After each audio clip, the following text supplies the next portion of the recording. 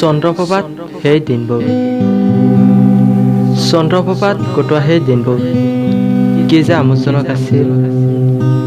কিশোৰ ছাৰৰ সেই মৰমসনা গালি, জগন্নাথ ছাৰে নিকাশিতৰ পৰা দিয়া আশীৰ্বাদ আৰু উপদেশবোৰ, আৰু নাচ ছাৰৰ ক্লাছৰ সময়ত সেই মিচিকে হাঁহিটো বৰকৈ মনত পৰিছে আজি।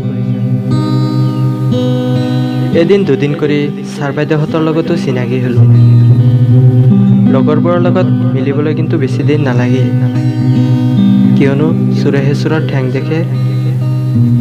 আমিও তেনেকুৱাই আছিলোঁ। প্ৰথম দিনা হোষ্টেলত সোমাই অচিনাকি মোৰ মৰমৰ লগৰবোৰৰ লগত কেনেকৈ থাকিম বুলি ইচ্ছা কৰিছিল।